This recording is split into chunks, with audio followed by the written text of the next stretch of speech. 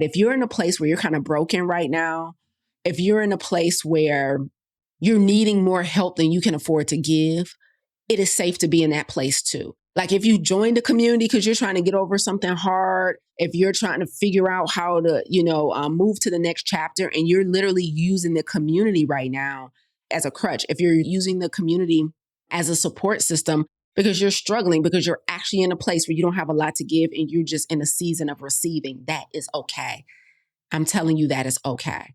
But if you're in a place where you're in a really healthy place and you are healed and healthy enough to excel, don't be mediocre. Like give your all, execute with excellence, be one of one, right? But this requires you to be free of limiting beliefs and insecurities.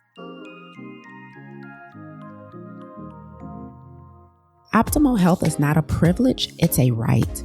However, unfortunately, the overwhelming majority of health challenges today can be attributed to lifestyle.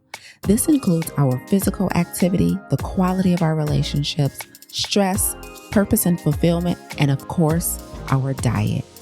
But what if there was an alternative? What if we could prevent and combat these health challenges with lifestyle changes before pills and procedures?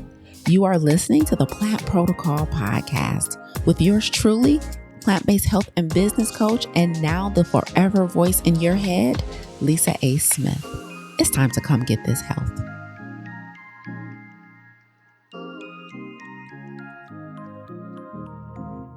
Just a few days ago, I went to a live show at a local museum. It was the Museum of Fine Arts, and they had a Friday night music performance. And it was so nice because the music was opera, no less. And so there was the 3 opera singers singing inside of the museum. And you guys know how museums are, right? They're like these super tall ceilings. And so acoustically, it does justice for the performer. And so I'm there at the museum and I'm listening to these opera singers, obviously operating well within their gift, and their voices are beautiful. And they came up one by one. So it was 3 different performers. They didn't perform together. And so each time one of them would come up to perform, they would kind of explain their set. So the songs they were about to sing and what they meant, because if you guys know anything about opera, they don't typically sing in English. It's usually Italian or some other language. And so I'm at the Museum of Fine Arts and I'm watching these opera singers perform and just really enjoying the experience, because also you guys know Museum of Fine Arts, they usually have not just the acoustics are nice, but the aesthetic is nice. So there's this beautiful art piece on the wall in the background. And you're in the audience with all of these different individuals, and we're all here for the same purpose, right? We're all here to watch the performance. It was so amazing. And then, because I'm a museum person, I'm a live music person, the next day I went to a different museum. And at this museum, they had a midday music performance. And in this case, there was an ensemble. And it was classical music. And so I'm listening in the middle of the afternoon. And at this museum, again, acoustically, it was nice. Aesthetically, it was nice. And this ensemble was performing some classical music, right? And so enjoying the show. And as I'm in the audience with other people who are there for the same purpose, right? We're looking around and, we're observing one another. And every now and then the show will get good and you might catch somebody's eye from across the room and you smile at them and you're polite to everyone. But when the show is over, everyone goes their separate ways. We all came together for the same purpose. We all found out about the show. We all found out about the performance, and we all came together and we all enjoyed the experience. We shared an experience, right? But when the show was over, everyone got up and went their separate ways. Some people might stand around and chat a little bit, but for the most part, everyone disperses and goes their separate ways.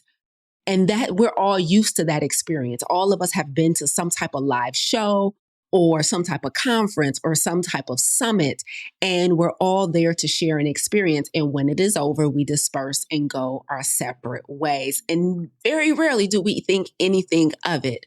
But what I decided to do today is force us to think a little bit more about this concept of being in an audience.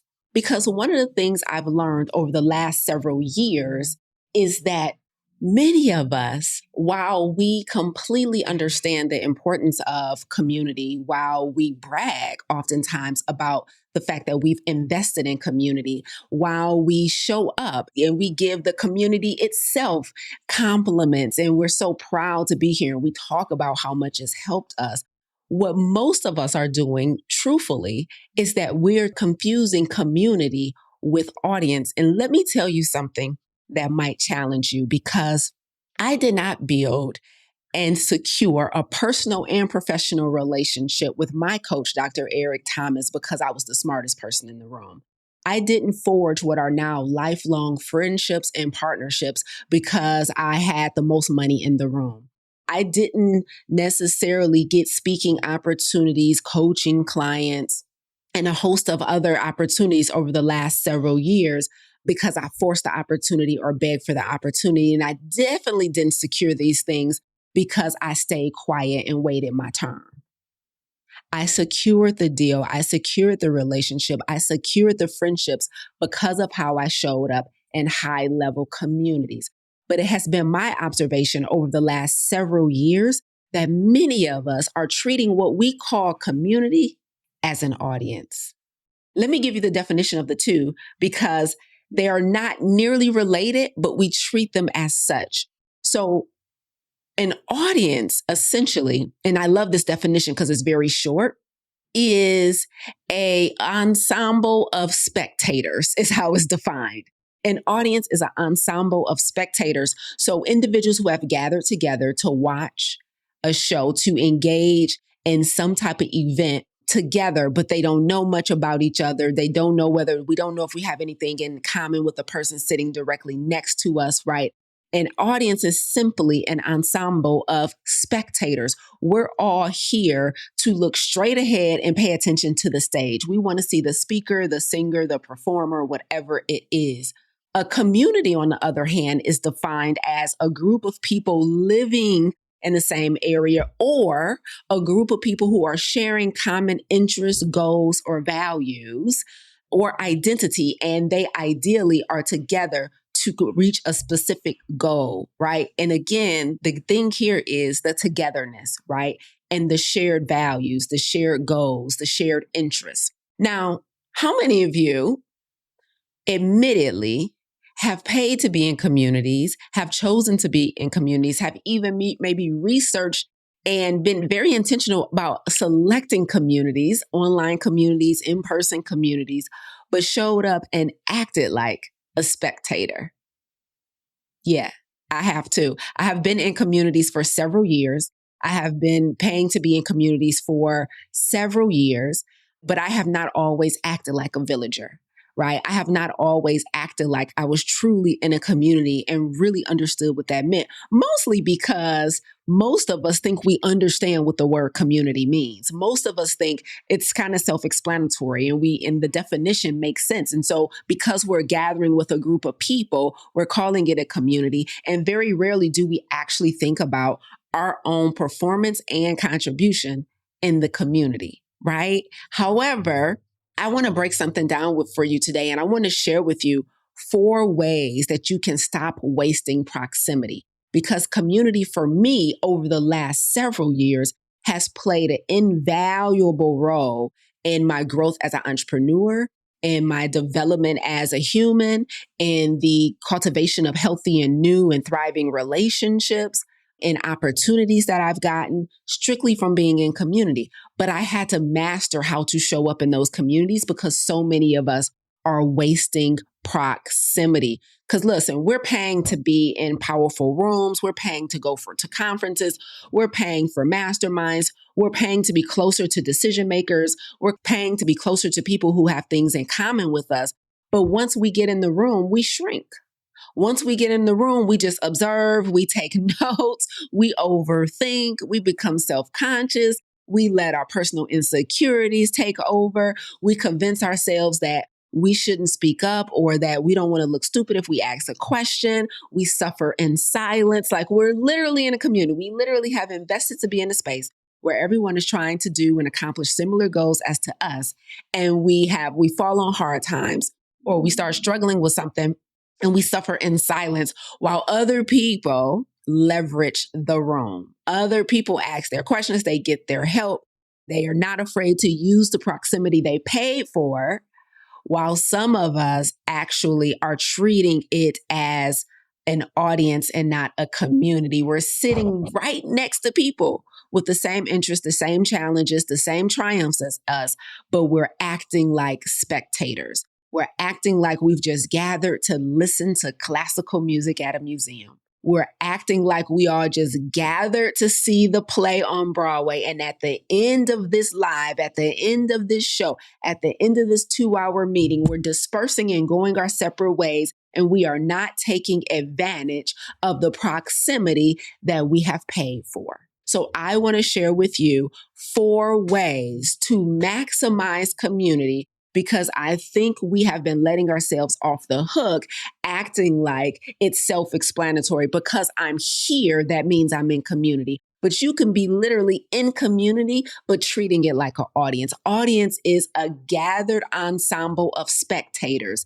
How many of you have strictly been acting like a spectator and not a villager? Acting like a spectator and not a community member? How many of you have had proximity to cool people that you will love to befriend, cool people that you will love to have relationships? It ain't all got to be about business. It don't have to be about money.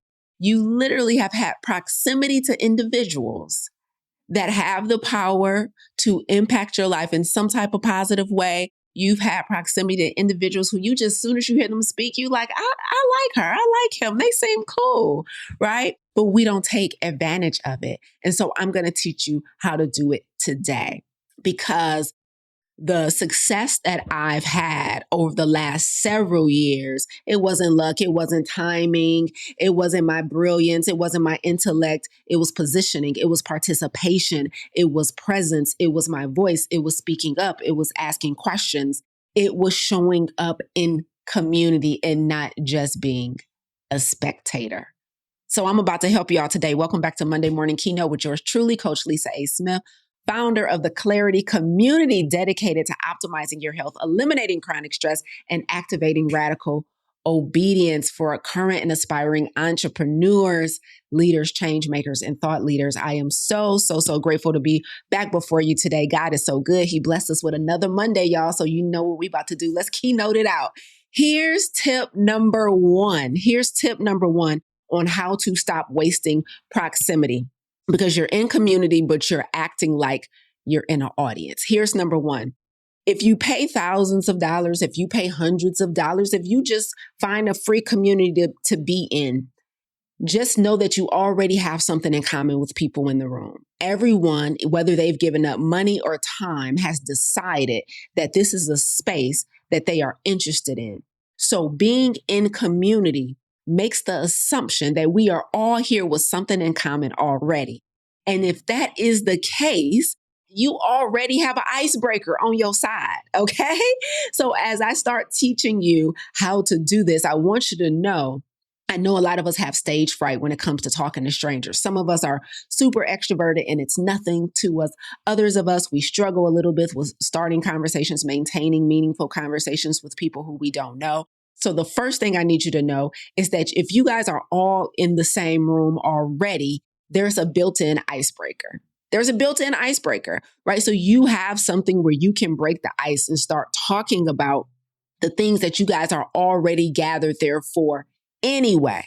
Now, before I get into these 4 tips, let me just tell you guys kind of a prerequisite that I have used to show up in communities better, because I wasn't always a good community member. So what I'm teaching you today comes from experience over the years of I've invested in communities, but I was really just there for the process. I was really just there for the information, thinking that was the biggest value. So here's 2 prerequisites for you to use community better. The first is that you have to actually value people. You got to actually value people.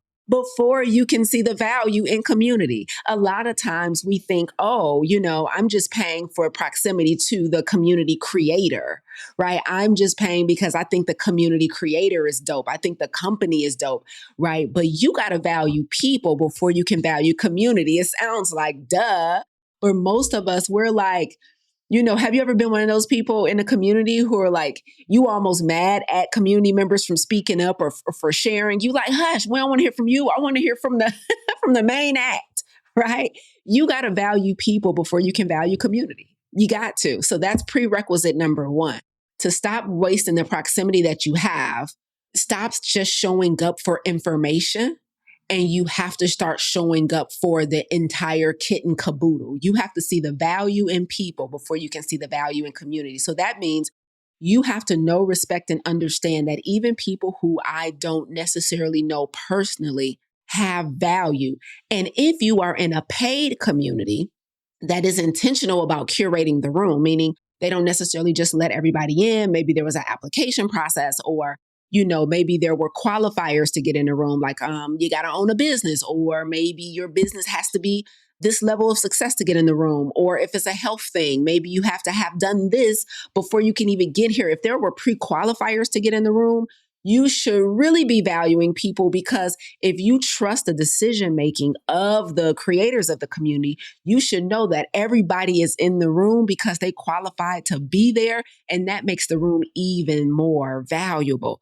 So first prerequisite to show up better in community is value people and not just information. So many of us are placing so much value on information, thinking the information I'm going to get in this room from the community creator is what's about to take me to the next level, when it really could be the information that your neighbor is about to share that's going to take you to the next level. So being open-minded about the entire room and not just the stage. Let me say that again. You have to value the entire room and not just the stage. That makes sense. Not just the person with the mic in their hand, but start valuing your neighbors. The second prerequisite in order to really maximize community is that you have to decide who you're going to be before you get there. You have to decide who you're going to be before you actually get there. Like decide, you know what? I've invested in communities before. I invested in spaces before. I don't want to be a wallflower this time. I don't want to be so off-putting. I want to be bold. I want to have confidence in this room. I want to be sure of myself. I want to raise my hand and I want to ask questions. I want people to know me and know what I do. Like, I don't want to leave this community after a year and nobody remembers my name. Like, you have to decide who you want to be before you show up. It reminds me of moving to a new city. Anybody ever relocated to a new city or started at a new job? And so you have this whole new landscape. Nobody knows you yet. And before you open your mouth, before you make eye contact with anybody, you actually have the ability to decide how you want to show up in this new office, how you want to show up in this new city. Who do you want to be, right? Who have you been trying to become? And you have the privilege of nobody knowing you on your side. So you get to decide who you want to be in the space, right? And so you get to decide, those things that I know I'm trying to work on, I'm going to work really hard not to let that lead. I'm going to try not to let my insecurities lead this time. Like, I have a clean slate in this space, and I'm going to decide that I want to show up as someone who's confident, who's bold, now you ain't got to lie. Sometimes we in community get help with those exact things. So I'm not suggesting the whole fake it till you make it argument. But what I'm saying is it's about intentionality. It's kind of like we tell our students in Farm to Table to meditate before they get their day started in the morning, and they get to decide how they want to perform in their health that day, right? And so it's the same thing. So before you show up in a new space, make a decision on who you want to be in that space. And you're more likely to be that in that space. Okay, those are the prerequisites for community. I pray that you're doing it on your own terms, right? Because wherever you go, there you are anyway. But you always get to decide, who do I want to be in this space? Okay. So let's get into these 4 ways to stop wasting proximity and start maximizing community, so that you start getting everything that you wanted, that you paid for, that you were hoping for, and utilizing spaces. Here's the first one. The first one is you have to start asking for help. You have to start being intentional about getting what you paid for. In one of the masterminds that I was in, I remember they used to kind of speak and teach in general and not go into detail on some things, right? And I remember reaching out to one of the leaders in community and saying directly that they had one lesson where they did kind of get into the weeds on something. And I remember reaching out, like, what you did today, I need more of that, right? Or what you did today, I think all of us in the room need more of that, right? So, number one, and for some of us, this is challenging, and I understand that.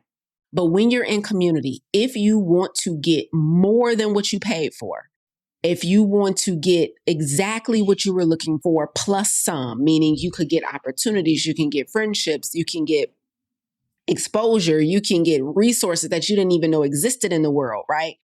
You have to start asking for help. Those things usually aren't uncovered when you stay silent. If you have been relying on other people's questions to move the needle for you, you're doing community wrong.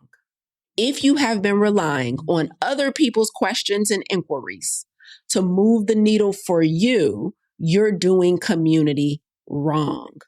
You have to start asking for exactly what you need. You have to start. Sometimes it's not about asking for what you need. Sometimes it's about asking for clarity on what you're getting. So what is it? Do you need to ask for help?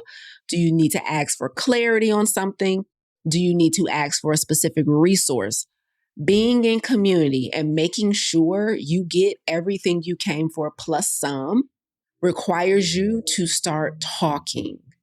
You cannot just be a wallflower. You have to start asking for help. You have to start asking for clarity. You have to start asking for resources. There's always those in the community that have no problem with doing this, but the majority of individuals have such a challenging time with asking for what they need. And let me tell you why. As a coach who has started and led countless communities, let me tell you the things I have seen as to why people really, really struggle with asking for help. They're worried about a couple of things. They're either worried about judgment, they're worried about shame, they're worried about rejection, they're worried about being wrong. Those are the top 4 reasons I have seen people stay quiet when they really were suffering in silence and really needed help. They're worried about judgment. They're worried about shame, or they have shame about something that they want to share. They're worried about rejection, or they're worried about being wrong. I don't want to say this wrong. I don't want to sound like I don't know what I'm doing. I don't want to sound like I don't know. You asking a question because you don't know. That don't even make sense. But being worried about these things has kept us silent. So for a lot of us, we're muting ourselves because we're literally worried about being wrong, looking silly, rejection, being judged by other people. And this is why vetting the community is so important, right? So if you did your due diligence and you really feel like you can trust the community that you selected, then you need to trust the community that you selected. Because if we keep on staying quiet in spaces that we've paid to be in, I know there's free communities, but let's just focus on the paid communities that we in. If you keep staying quiet, here's what I don't want you to do. So I'm not here to convince you to start speaking up. I'm just here to tell you what you can't do if you don't speak up. Here's what you cannot do if you decide not to ask for help in your community. If you decide not to raise your hand and admit that you're struggling, you don't get to exit the community and complain. You don't get to exit the community and act like it didn't do what it was supposed to do when you didn't raise your hand. Let me tell you something from a leader. Let me tell you something from a leader standpoint. Those of us who are really operating with integrity, we have mastery in our craft, and we curate spaces for you guys with nothing but the best intentions. Even with all of those boxes checked, every situation, every human has a layer of complexity that is slightly different from the next. And no matter how much we try and think of everything that we think you need, no matter how much we try and be 2, 3, 10 steps ahead of you and anticipate your needs and wants and desires, we're not gonna check every box. And so the only way, and when I say only, I mean there is nothing else. The only way to ensure that you get what you need out of a space that you pay for is you have to raise your hand and ask for the help. Ask for the clarity, because even with our best intentions on our best days, I'm talking about well rested, hydrated, and everything. I done tried to think of everything I could to help you.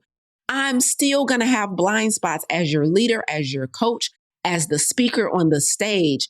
Nothing helps me more than you raising your hand and saying, can you explain this? Nothing helps us more than you speaking up and saying what you need, where you need help, what you need better understanding around. Nothing helps you more than you helping you. I cannot overstate that. Trust me, there are people who care about you so much. I'm one of them. But if you decide to only stay a wallflower, if you decide that you're only going to be a fly on a wall and pray that somebody asks a question similar to the one you have so that you can stay quiet and stay invisible, nothing is going to change for you. Nothing is going to change for you. Even on my best day with the best intentions, I cannot guess what's going on in your mind. I cannot guess what's happening in your head. You have to get over your fear of judgment, shame, rejection, and being wrong and speak up for yourself. You maximize the space. You stop wasting proximity to people who actually have the tools and resources to help you when you say what you need. I don't care if you're on the job in a conference room and you feel like everybody at the table is more qualified than you. And you, because you're the least qualified in the room, because you're the least degreed in the room, because you have the least amount of seniority in the room, then you can't ask a question. You can't speak up. I don't care if you're in a courtroom like I used to be as a social worker and the judge is explaining all these big terms and the lawyer is saying all these big things. If you don't know what the heck that means, pause, halt, object, say what you need. I don't know what that means. Like, what does that mean, Judge? Can you say that again, Your Honor? Are you telling my client that they do need to go back to parenting classes or they don't? What does that mean?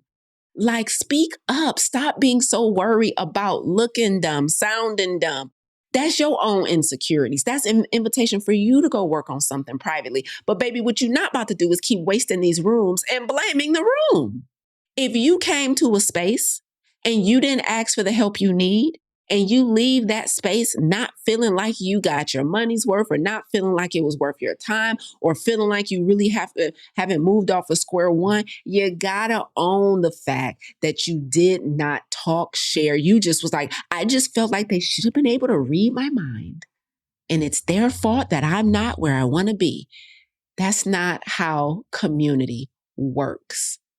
The only way we win ecstatic community of the year, so everybody got to cut their lawn. Like, in a community, everybody got to do their part to make the community look good. Am I right about it? The only way we gonna win this year's flower prize at the community garden, this is going bad really fast. This is going south really fast. Is everybody got to do their part. Y'all get what I'm saying? Let me move on to number 2 before I keep ruining this analogy. But everybody got to cut their grass. Everybody got to plant their flowers. Everybody got to water it. You got to groom your house. Like, you got to get the debris off the front. Like, if the community gonna look good, everybody got to come out their house and show up and tend to their lawn. It's your lawn. Why are you hoping your neighbors do so good on their lawn that it helps your lawn? It don't work like that. So if you're going to be in community, I think I'm bringing it back. If you're going to be in community, tend to your lawn, okay? Tend to your lawn. Child, let me go to number 2. Let me ask you something. How much is stress costing you? Is it costing you your energy, your focus, your health, your peace? See, most of us have been told to manage chronic stress, but here's the truth. Managing chronic stress isn't enough. You deserve to eliminate it at the root. That's why we created the Clarity Lab, where stress meets strategy. The Clarity Lab is a 5-day immersive stress focus group. It's an experience that's designed to help you uncover your biggest stress triggers, reframe how you respond to pressure, and build a personalized strategy for sustainable health and performance. In just 5 days, you will walk away better understanding what's at the root of your stress, what limiting beliefs have been keeping you stuck, and more important, how to start moving with confidence, control, and clarity. And the best part, you won't do it alone. You'll be guided by myself and my team of coaches alongside a powerful community on the journey to do the exact same thing. So, if you're ready to stop paying the price of stress and start living with clarity, join us inside of our next Clarity Lab. Spots are limited, but you can secure yours right now at lisaangelsmith.com/Clarity Lab. That's lisaangelsmith.com/Clarity Lab. Clarity Lab is where stress meets strategy. I'll see you in the lab. The second way to maximize community. Okay, so step one was get what you came for. Step two is give what you came for. I mean, okay, listen, y'all. You guys already know how good giving feels. Am I right about it? Like, you guys know how good giving feels. Like, you guys all know and are familiar with the feeling of altruism, of like helping people, like service. You got anybody ever volunteered at like a shelter? Have anybody ever like packed bags and given it out at holidays, or went to a women's shelter and gave them some healthcare bags? Or you ever like, just been kind to somebody and bought their meal, or just left an extraordinary above average tip at a restaurant? Like, you guys know how good giving feels, right? Okay. Well, did you know that there's something about reciprocity that tends to put you in a position that you could have never imagined, above and beyond what you were looking for, when you give what you came for? So you're going to get what you came for by asking for help. But what will happen if you decided not to be a wallflower in a community, and you decided that speaking up sometimes wasn't about asking for help, but it was about giving it? What would happen if, instead of always only, speaking when you need help, when you need clarity, when you need a resource, what would happen if you started offering help, offering clarity, and offering a resource? Like, offer help to your peers. So the community, the most recent community that I joined, just from speaking up and just talking naturally in the community, people learned what I do, right? And so they learned that I was a health coach, and so naturally, they started hearing about the things I offer, like our 30-day challenge and all of these things. And so people in the community started joining the challenge, and then they started reaching out or reaching out privately and saying, Lise, like, I need help with my weight. I need help with my blood pressure. Like, I need help with diabetes. I need help with aches and pains. I need help with my sugar addiction. People started reaching out. And I was helping people like left and right. Like, people were like, can I get on your calendar? Can I book a one-on-one call with you? Like, I want to join your free 30-day challenge. Like, left and right. People were reaching out. And then it started happening with business coaching. Man, I heard you say such and such in the community where you're doing this or you're doing that. I see you have a coaching program, or you talked about this assessment you created, or you talked about your 30-day challenge that you're about to launch, or you talked about, how you hired, or your hiring process. Like, I'm trying to do that right now in my business. I was wondering if I could get on your calendar. And I would be like, yeah, what's up? Sure, I can help you. I can help you. I can help you. And over again, you can imagine that built a ton of relationships with people in the community. It offered a ton of value. It made me feel good as well, because that's what giving does, right? And offering the coaching and support and helping other people change the game on what I was able to get out of the community, right? When you give what you came for, it's something about the relationship that you forge. It's something about how you're remembered that really changes how you show up in the world. You are remembered so well when you are genuinely a giving and a helping person. Don't just show up in these spaces like, I'm just here for the information. Don't just show up in these spaces neglecting the other people in the room and thinking you're only here for whoever's on the stage. But what if you didn't just listen for how you can be served, but listen for how you can serve others? Giving and showing up in the communities have landed me on stages. I remember one of my past coaches, she had an event in California, and I flew to California, went to the event, and she asked me to speak, right? And to speak on a panel. I was like, Lisa, I want you to be on a panel with 4 other community members where you guys are breaking down your businesses and doing this. I was like, I got you. And then she came back and was like, I know you in the health space and you teach health. And I know a lot of people in our community are struggling with their health. She was like, so can you do like a workshop with other community members, just teaching them the value of their health as CEOs? I was like, I got you. Right. And same thing with the community I'm in now. Hey, Lisa, can you teach business development to other community members? You're kind of far along in your business. We would love to have you be a coach in our community. I got you. Right. And so you can give formally like that, where you actually graduate to being a part of the community team, or just help informally, privately. That's how I started. Every public opportunity or public position that I'm seen in all started from private help that nobody ever saw. Right. And so give what you came for by helping other people and being a blessing. Everybody there want to receive a blessing. You receive the biggest blessings when you decide to be a blessing. So even though you may be struggling, just know that you are not alone. And there's somebody else who's struggling with something that you could probably help with. And a lot of times that reciprocity is more than you can ever imagine. Right. And so some of you need to ask for help. Some of you guys need to be offering more help. Know that they're equally important. Okay, let's get into number 3. The third way that you guys can leverage community better is fellowship. Fellowship. Listen, we should not all be coming together when it's a problem. Okay? If the community offers an opportunity to fellowship, take advantage of it. Take advantage of it. For me, my communities in the past, I have a community in my business accelerator, right? So our Mastermind business accelerator.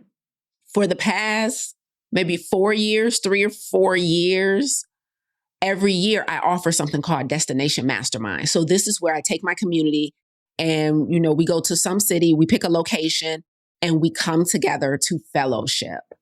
So that means we're going to break bread together. If you with me, we're going to do a walk or a run or some exercise together. I always have exercise instructors in my community and on my team. So they will be like, first thing in the morning, 6 a.m., we're doing a workout. Everybody meet at the gym, right? Before we go do our session with Lisa, before we go do breakfast, we're going to do a session in the gym. Do those things with the community. Many of us do not fellowship enough. You have to fellowship with people. If you want to be in community, it's like at the place that I live, right? I feel so bad because we have this really, really nice rooftop, right? That overlooks the city. And they often have, they post around the building and stuff, events that they're having like cocktail hour, yoga. And it's always on a day that I have to teach or something and I can't make it. So I have been trying for nearly the past 2 years to go to one of these events in the community that I live in. Cause I'm like, I want to see my neighbors more than just on the elevator, But the communities that I'm in, like the Mastermind community I'm in, every couple of months or so, maybe twice a year at minimum, they have opportunities to fellowship. So they're like, we're having our next in-person meetup in Atlanta, right? We're having our next one in Chicago. And here's the dates. This is the time that we're going to get together as a community. Take advantage of those. You maximize community when you maximize fellowship.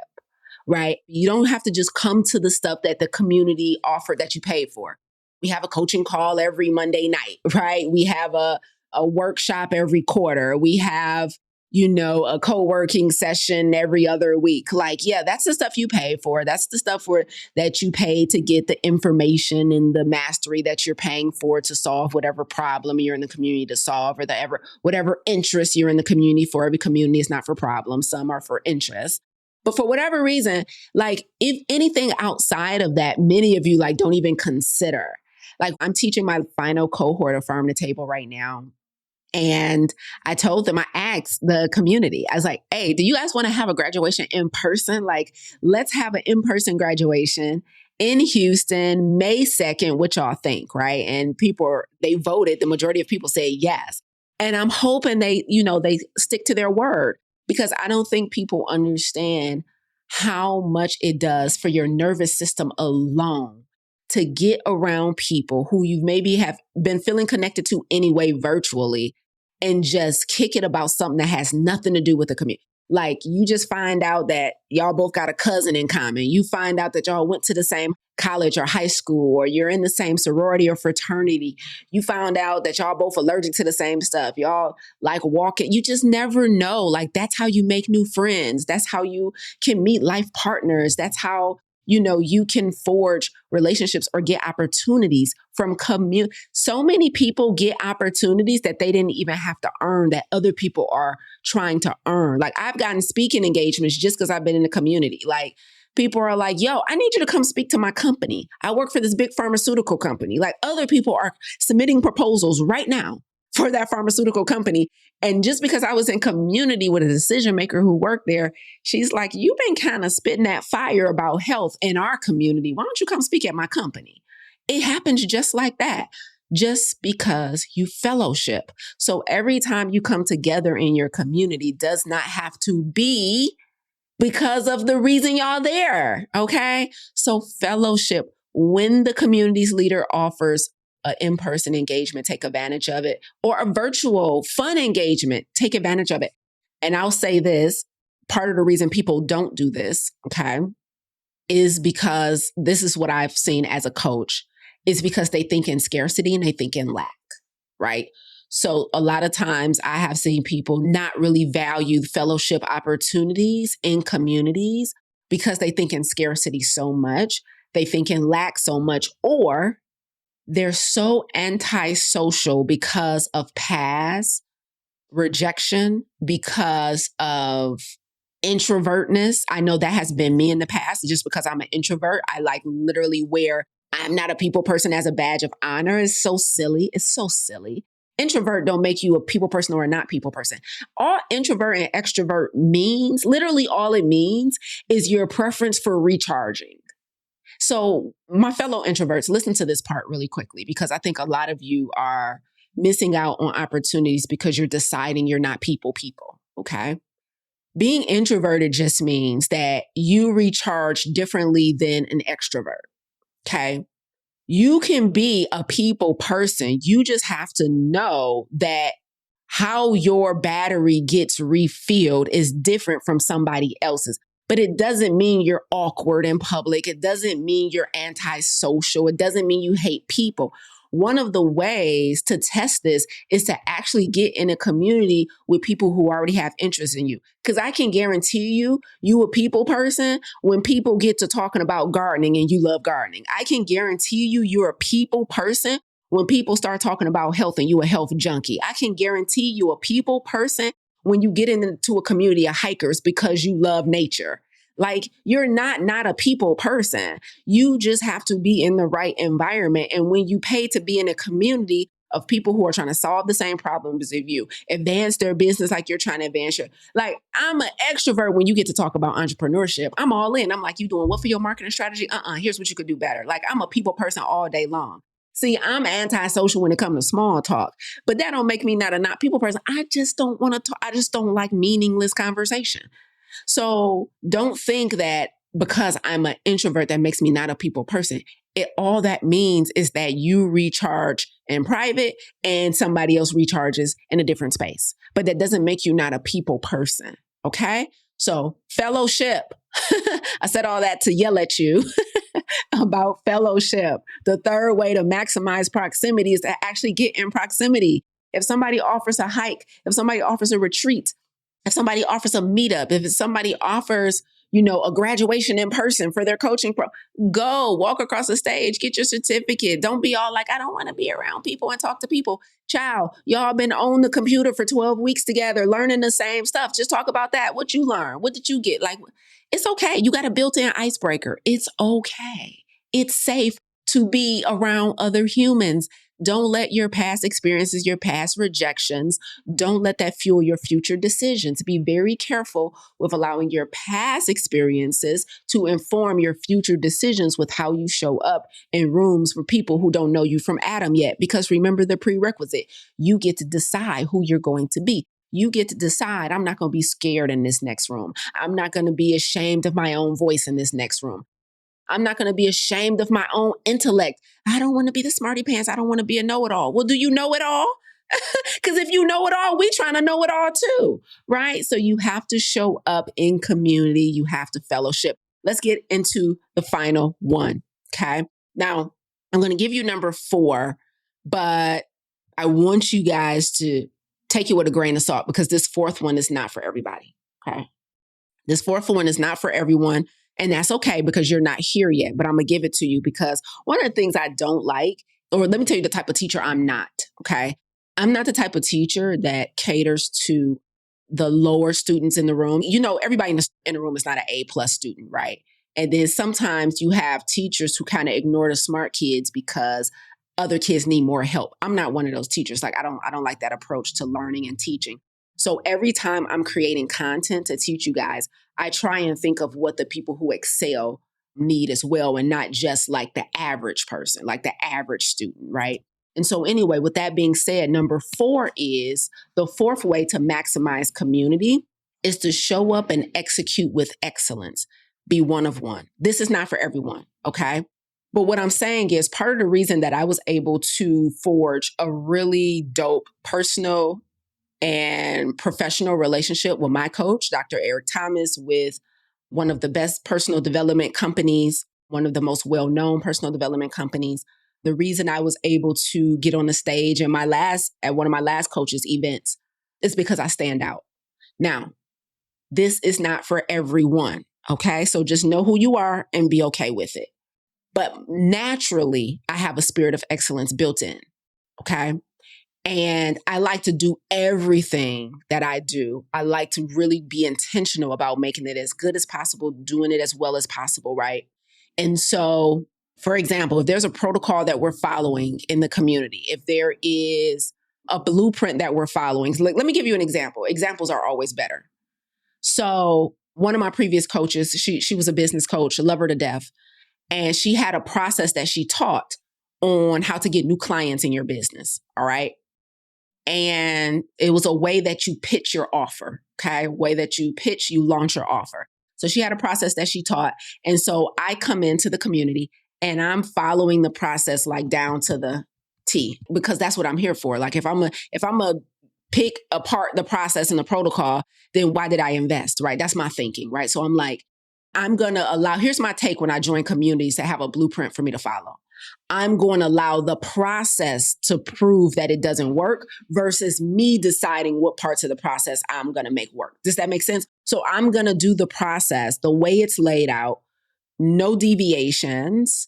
And if it doesn't work for whatever reason, then I'll address it. But what I'm not going to do is come in, look at the blueprint, look at the parts that make me uncomfortable or the parts that seem hard or the parts that seem like they're going to take too long.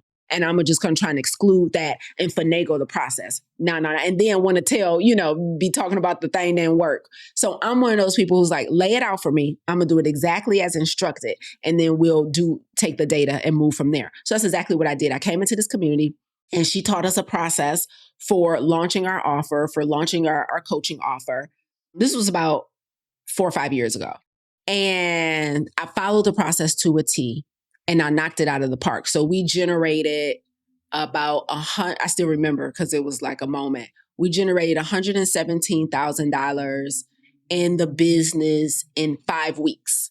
5 weeks, right? So we had a 6-figure launch. We generated $117,000 in 6 weeks, 5 weeks. It was 5 weeks. And that was above average for other people in the community who followed the process. Like people will have launches, they might generate, $30K, $50K, $70K. Now, I wasn't the only one who was able to do over 6 figures, but I was at the top of the class, right? I was at the top of the class. And so it became a moment, right? She had me come on and share like how I did it, like how did I plan for it, like all the other things that I did other than follow the process. because there were some things I did personally, like just preparing my body and my mind too from a health perspective, right? Because she was teaching a business process. And so we generated $117,000 in 5 weeks in the business. And it was like a spirit of excellence and it stood out.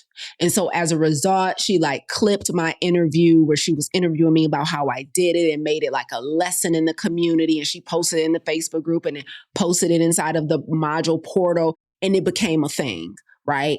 And that automatically gave me, credibility in the community. It made me a more attractive in the community, right? But also, this is huge, the leadership sees you differently as well, right? In every classroom, like there's always going to be A students, right?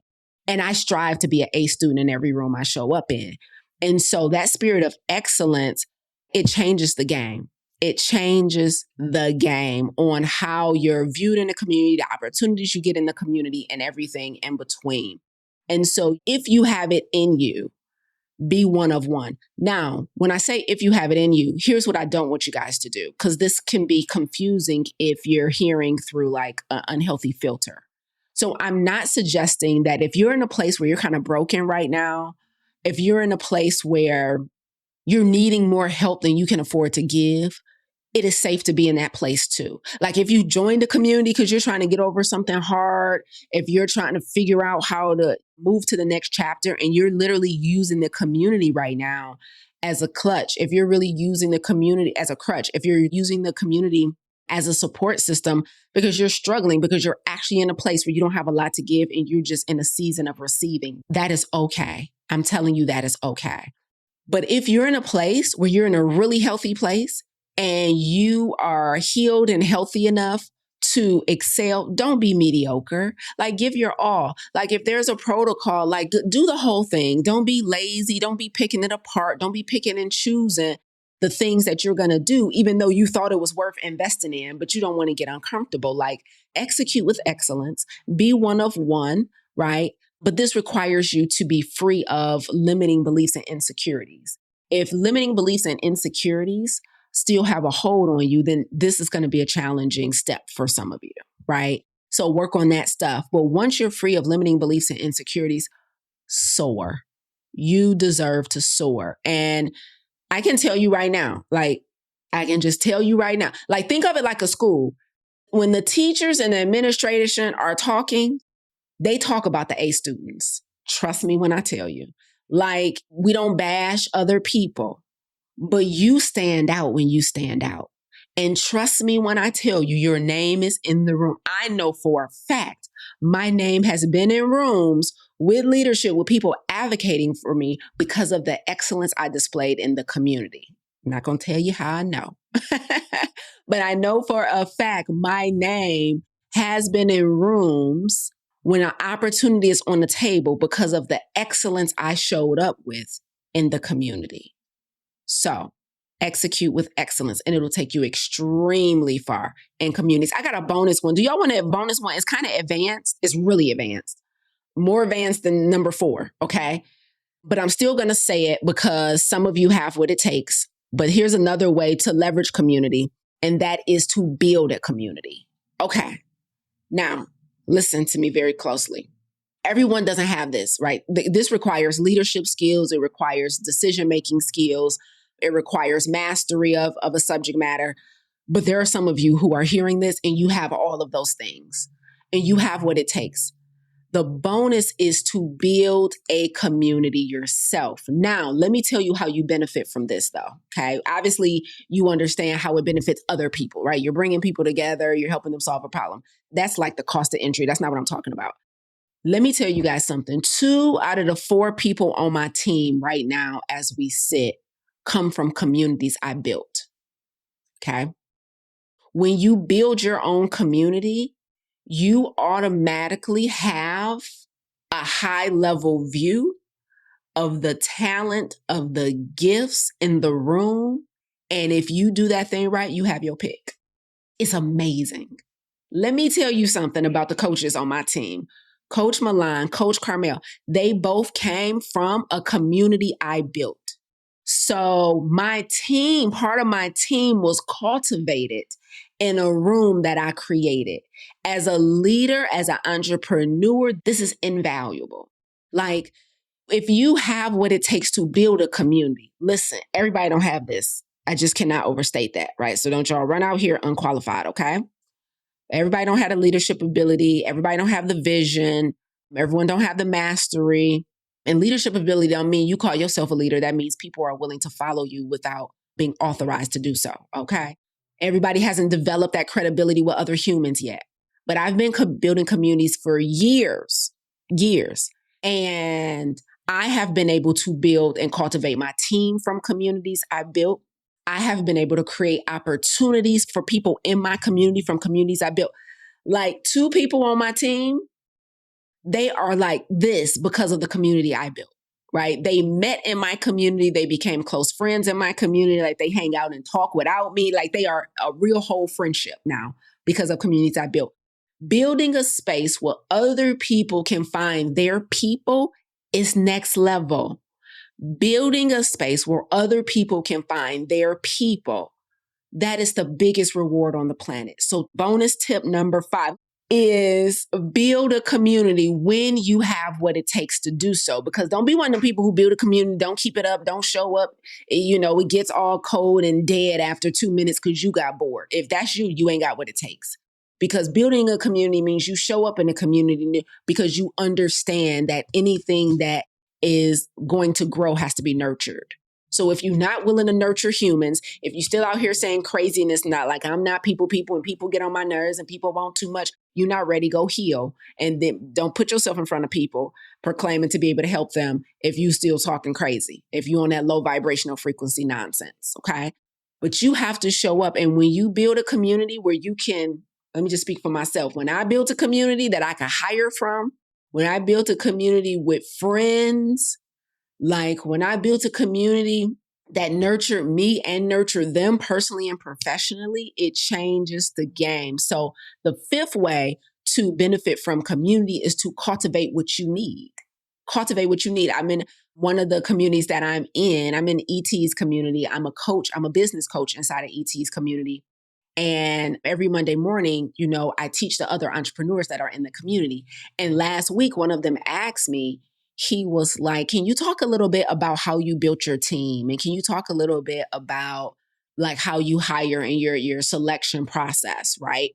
And I told him, I was like, oh, majority of my team came from my programs. Like everybody has been through, like Tiff, Carmel, Milan, even Kiwi has taken Farm to Table. Like everybody has been through my programs, everybody. So I was able to develop relationships with them before they were teammates.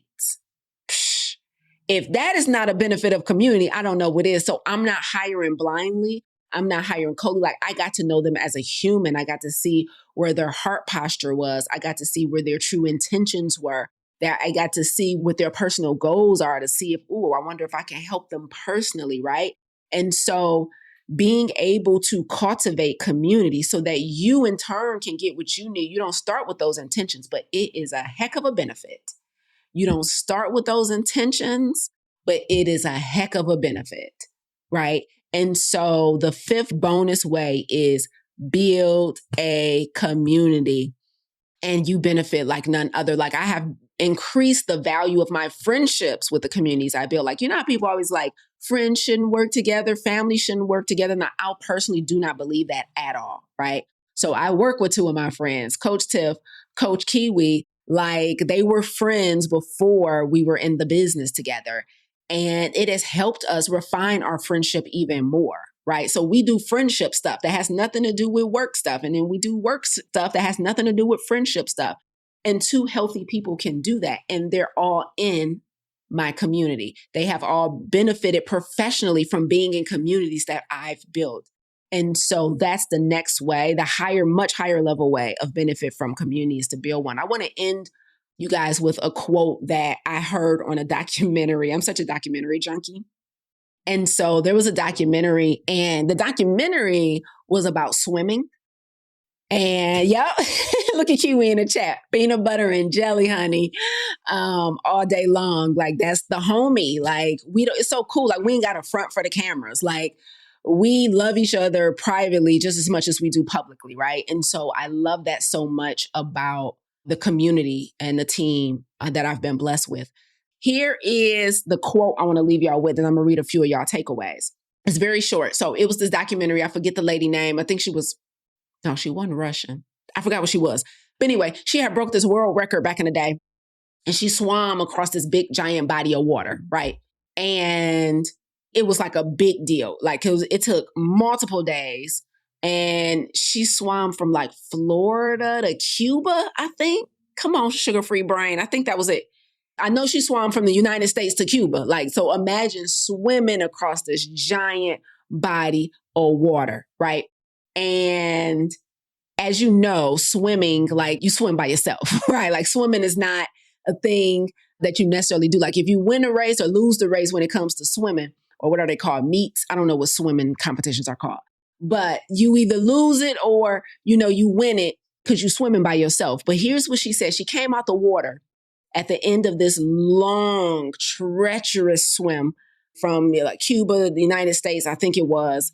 And she said something that I never forgot. And I reframed it for entrepreneurship. And today I want to reframe it again for community. So let me tell you what she said directly. She got out the water and she said, when it comes to swimming, she said, it looks like an individual sport, but it takes a team. That's what she said. She said, it looks like an individual sport, but it takes a team. And I remember in a previous podcast episode, I said the same thing about entrepreneurship. I quoted this same quote. And I said, entrepreneurship looks like an individual sport, but it takes a team. But today, as we, wrap up our conversation about community, I want to tell you, it feels like an individual journey, but it takes a community. I don't care if you're in community for health. I don't care if you're in community for business.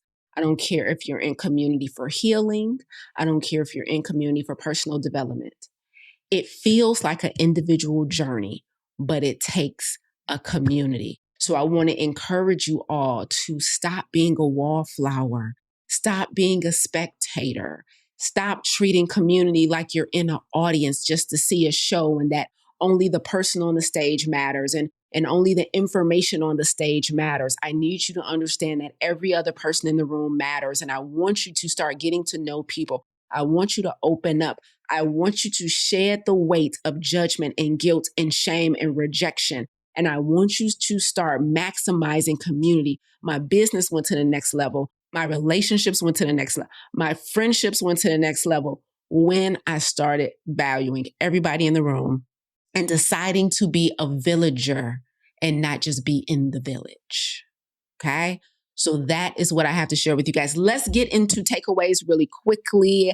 I see the bonus was epic. Thank you, Gwendolyn. Thank you. I hope if you're at a place where you can start your own community, go for it. I don't care what it's about. It's communities for everything too. It's so wild. Like there's a community for everything you can think of. Everything you can think of, there's a community for. Like, are you an adult who still likes playing with Barbie dolls? There's a community for it. Are you an adult who likes dressing up as a furry, what they call them? There's a community for it. There's so many communities. So don't think you're alone in anything you're into. Don't think you're alone for anything you're struggling with. Like there's a community for it. And so you can definitely benefit. Kelly's takeaway, she put in quotations, was healthy people can do that. That's right. So there's certain things that if you're still healing from, you might not have the capacity for it yet, which should give you the motivation to heal. So, being healthy is not just, as you guys know, a neck down journey. Being healthy is a neck up journey. And so if you have these thoughts and these limiting beliefs that are so intrusive and are keeping you quiet, keeping you stuck, still have you in community, making you feel like you're alone, that's like, raise your hand, like do what it takes, like find one glimpse of light in somebody or something in that space and take a chance. Take a chance. Take a chance. Take a chance. Okay. Oh, shout out to Winning Season 7. Winning Season 7 says, I'm sick of feeling depressed and defeated. I want to quit my job and focus on healing. First month, rest, eat well, pray, and serve. Month 2, build a community and make money online. Let's go, Winning. First of all, phenomenal plan. Okay. let me tell you why it's phenomenal. Because, I hate when people be like giving people kudos and don't tell them why, because that makes me feel like, are you just saying that? So let me tell you why I think this is a phenomenal plan winning season 7. It's because you started with healing yourself first. Rest, eat well, pray, then serve. Let me tell you the importance. It is nothing like having all of the steps or the ingredients, but they out of order. It makes me just think about like an assembly line. Like we literally got all the parts. We technically have what it takes to build a vehicle. But baby, if we put the tires on before we put the axle, I don't even know what the axle is. I'm fronting right now. But you get what I'm saying. Like we can't do it out of order. So what I'm loving about your comment when it's season 7 is the order. You got all the steps, but you got them in the right order. First, rest. Eat like you got some sense. Pray. Let's go.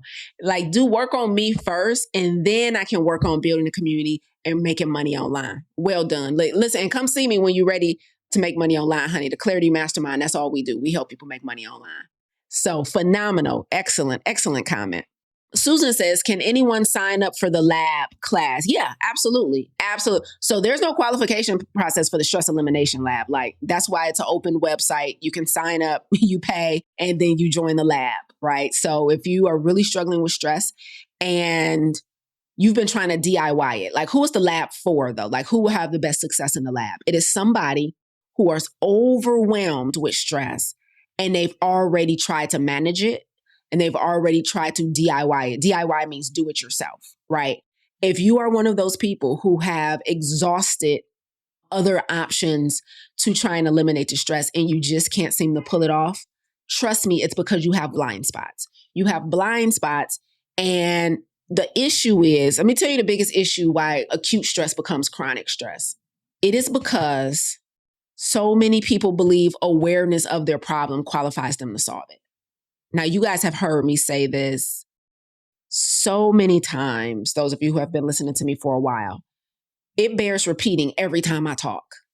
Listen to me, you very smart, intelligent, degreed, well-spoken people who every time you open your mouth, you can really convince people that you got it together and you know what you're talking about. Just because you're aware of your problem does not qualify you to solve it. That is part of the reason why you're still stuck in that particular area.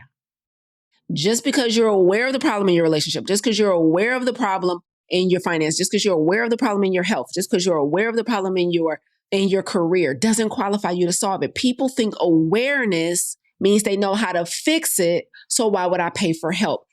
Everybody say it with me. That's not true. Say it out loud to yourself right now. That's not true. You have been here long enough to have evidence to know that it is not true that because I'm aware of my problem, that makes me qualified to solve it. It is not. And that is only assuming that you've diagnosed the problem correctly. That's only assuming that you've diagnosed the problem correctly. Because some of us, we think we've diagnosed the problem and we have no idea what the real problem is. Ask me how I know. Y'all ever heard my story about going into my first therapist's office and telling her what my problem is? I was like, my problem is my dad abandoned me when I was younger. And now all I do is chase achievements to try and chase his love. And that's why I don't celebrate my successes. And that's why I just keep going to stop and pause and celebrate the things. And after a while, my therapist was like, that ain't even an issue. I was like, dang. I was like, puts hat on, sunglasses on, looks down and walks out the room. Dang. So awareness of your problem does not qualify you to solve it, assuming you have diagnosed the problem correctly. Child, get in the stress elimination lab. Pay the $247, get into the stress elimination lab. Let me get eyes and ears on what you think your problem is. Pull you into the hot seat and let's talk about it for real. Huh? Because now that you know how to act in community, what you're not about to do is come in this lab and think you about to sit in the corner somewhere and be invisible. Yeah. So come on over here. Come on over here. Let me get eyes and ears as a professional coach who is qualified to solve certain problems, not all problems, but certain problems I'm qualified to solve. Let somebody who's qualified take a look at it. Now, when that check engine light come on, you don't take it to your hairstylist, do you? That's all I'm saying. You take it to the person who you think qualified. Oh, okay. Let me plug my computer. I'm just saying, it's so crazy. You over there diagnosing your problem and taking it to yourself. When the last time you worked on the engine? Girl, sit down somewhere and go take that car to somebody who know what they doing. Huh? Go and take that stress to somebody who know what they doing. Go and take them insecurities to somebody who know what they doing. Go, like, you ain't taking the car to the nail tech. No, like, you ain't telling sis, I think it's my carburetor. Do they still make carburetors? I ain't heard that word in a long time. Anyway, you see what I'm saying? So yeah, go and take the problem from somebody who know how to fix it. Okay. What other questions y'all got? Listen, winning season 7 said the lab is perfect. Praise God. Hold on. Let me see. Hold on. Y'all know the mic be dropping when I get to the end of the keynote because anything can come up and out, honey. We'll leave the entire week from work to join. Ooh, no pressure for me. I have chronic stress from the job. The guidance I am seeking is clarity. Who quits a 6-figure job with no job lined up? Somebody who's stressed out and already got a bunch of faith. That's who, like you said, Jesus. Women season 7 says she's going to take the week off next week to join the lab. You better come get this work. I'm going to be right there, bright-eyed and bushy-tailed, ready to serve too. I don't play about people coming in my spaces and getting transformation. You better ask a graduate. I don't play about it. I don't play about it. If you leave one of the coaching programs, labs, speaking engagements, talking about you ain't getting none of it, I'm going to be like, what was you looking for and why you ain't tell me? Why that hand ain't go up in the air? What's your questions? You know what I'm saying? Because what you're not about to do is act like it was my fault, okay? Oh, man, y'all so good. Any other questions? When is season 7? I can't wait to see you inside the lab. I'm super excited. And I don't want to take it for granted or take it lightly. Like, I value y'all so much. I value your time. I value your resources. Like, I don't take for granted that y'all spending money. I'm not one of the people who are afraid to talk about money. Like, y'all spending real money, just like I spend real money on people too. But let me tell you, the main thing that I don't take for granted is the challenges y'all having. I remember what it was like to be overweight and insecure. Those of you guys who come to me for health issues, like, I never have forgotten what it was for me. Like, I know how much just changing your weight can change your life. Look at me now. Child, I used to be 60 pounds heavier. I would have never been on this camera. Like, my whole purpose and mission was revealed when I lost weight. Like, when you guys come to me with your businesses, I know what it's like to be like expecting a stranger to give you real money to solve a problem.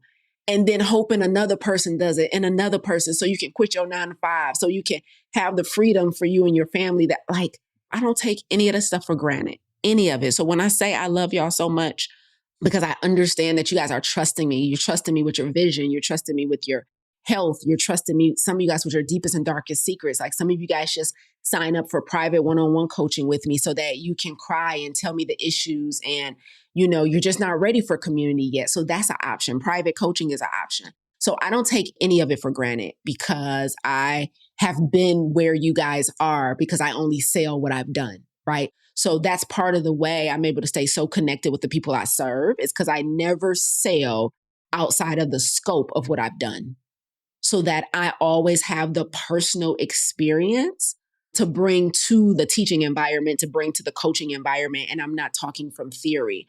And the empathy, I think, is what a lot of my students feel from me, right? Even though you guys know I sometimes coach with an iron fist, you guys know I can be like non-negotiable when it comes to some of our protocols and the things we do, but it's only because they've been proven, because I've used them myself. I've used them on countless people before you. And I know what's at stake if you don't win, right? So I just want you guys to know that I don't take any of your participation for granted, literally ever. Okay, so dope. Susan said, I'm going to the beauty supply store today. I hope it ain't to get a tire changed. Okay, let me get out of here before I get goofy. I think that's it, and that's all. Y'all hung out with me long enough. Y'all enjoy the rest of your day. Bye, y'all. You tuned in today because, like me, you refuse to let your good become the enemy of your great. You're not settling for good health when optimal is well within reach. If you're ready to go from good to great, visit lisaangelsmith.com to learn more about our plant-based health coaching program, Farm to Table, and our plant-based business accelerator and coaching certification. But before you go, if you enjoyed what you heard today, please consider rating and reviewing this podcast. Until next time, remember, radical obedience is still undefeated. Stay obedient.